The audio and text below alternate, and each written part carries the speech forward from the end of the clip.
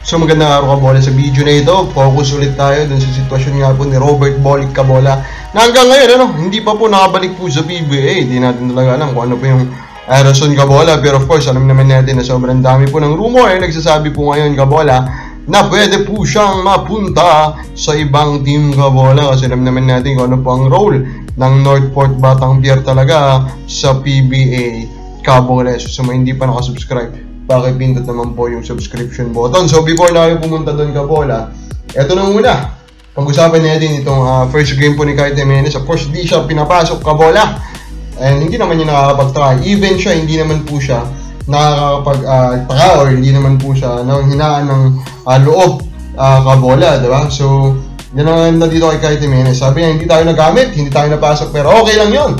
Hindi naman din doon natatapos yun. Normal naman yun kapag bago ka, lalo na sa napuntahan kong team, which is a championship team, madaming magaling and star players. Actually, hindi lang madami. Sobrang dami should be the statement kabola. Kasi they really have a very deep guard rotation kabola. And that will be an issue for him kabola in getting his playing time. Kaya sa mga fans dyan ni Kyle Jimenez kabola, wag muna tayong umasa. Siguro sa first season kabola, na mag-average siya even 10 minutes or more kabola. Pero kung magiging patient si Kyle po kabola, darating din siguro po yung time niya, lalo na pag nagkaroon ng mga injuries and etc. Then before we go to those potential trades kabola, pag-usapan natin muna itong mga comments. Actually, it is still about yun nga pong mga walang tao o nilalangaw po na PBA. Di sa MPBL na lang kayo manood, sabi ni Romeo Bagasbas. Wala namang pumipili sa inyo manood sa PBA. Tanong ko lang, bakit updated pa rin kayo sa PBA? Sigurado nyo na sa sarili na nasa PBA pa rin magaling at nagbibigay ng karangalan. Blah blah blah. Actually, sobrang pangit, nung argumento mo sa Romeo Bagasbas kabola. Ganito kasi yan, kapag ganyan yung banet mo, actually, hindi mo naman sinasagot o inaayos yung problema, di ba? Yes, di ba? They are actually choosing to watch other games, especially in person already kabola. Now, mas pinagtatabuyan mo pa. Imbes na ayusin mo yung problema dun sa loob ng liga po na sinusuportahan natin. Peaceful Earth, sabi niya naman, BUA become unattractive to fans, unfair trade, not transparent salary cap, no parity, PBA is not a league like before, fans no Final Four, blah blah blah. Tama! I all agree sa mga nirandom mo po na potential reasons kung bakit po nanglalamya na po or ayaw na pong manood ng mga fans po dati ng PBA ngayon. Michael Aid, marami na kasing star players ang umalis sa PBA.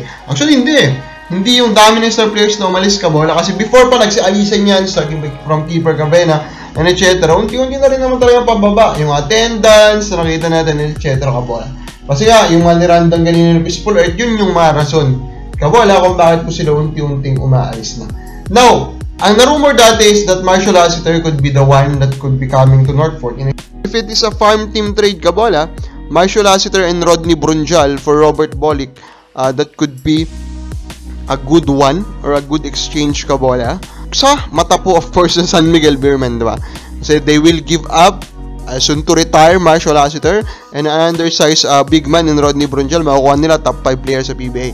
Win-win agad-agad yan for San Miguel Beermen. Dedepensa nila by stating na siguro sa Northport na ayaw na maglaro sa kanila ni Robert, etc. So they just went for the name of Marshall. Realistic trade for me will be Marshall Lassiter and Chris Ross, of course, for Robert Bolick. Gagamitin nila yung dalawang pangalan, malalaking pangalan kabola ni Lassiter sa ni Chris Ross to defend that trade. Sabihin nila, dalawang legends, di ba? Yung ipapalit sa'yo. Ano pang hindi unfair doon, di ba? Dalawang legends na ipapalit sa'yo. Pero pag kinonsider mo yung age kasi kabola, of course, that is not a fair exchange. Then the win trade for Northport will be Jaronteng, Marshall Lassiter, and Muala Tautua kabola. In my eyes, Tautua, because he's a big man, he's a top 10 center kabola, 50% po yung pwede niya i-cover sa value po ni Robert Bolick. So, that is basically because napakahirap po maghanap po ng giant big man niya. Then, Marshall can cover 25% kabola. He's still a trigger man. He's still a capable shooter. So, 25% kaya-kaya pala niya.